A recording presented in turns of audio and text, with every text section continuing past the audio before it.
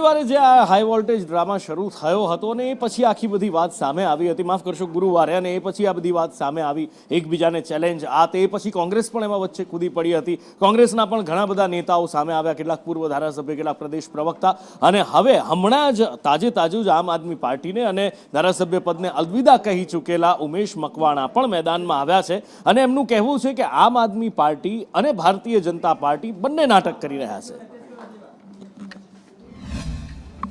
આજે માની લો કે મેં તમને કીધું કાંતિભાઈ હોય તોય ભલે ને ગોપાલભાઈ હોય તોય ભલે, ચેલેન્જ કરી હોય તો કામની રાજનીતિની ચેલેન્જ કરે ને. આજે હું મીડિયાના મારફત ગોપાલભાઈને ચેલેન્જ કરું છું કે ભાઈ 2.5 વર્ષ મારા ધારાસભ્ય તરીકે મેં બોટાદમાં કામ કર્યું છે, 2000 કરોડનું કામ કર્યું છે, એમાં સ્પોર્ટ કોમ્પ્લેક્સ હોય તોય ભલે, રિપોર્ટ કાર્ડ મેં આપ્યું હતું મીડિયાના મારફત, જીઆઈડીસી હોય તોય ભલે, રોડ રસ્તા હોય તોય ભલે, સ્કૂલના કામો હોય તોય ભલે.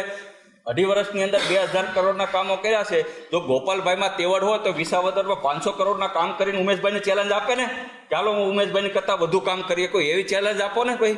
શા માટે એકબીજાને રાજીનામાની ચેલેન્જ આપો છો? તમને લોકોએ વિશ્વાસ તમારી ઉપર રાખી અને ધારાસભ્ય બનાવે છે તો કામની રાજનીતિ કરો, ને કે એકબીજાના રાજીનામા લેવાની.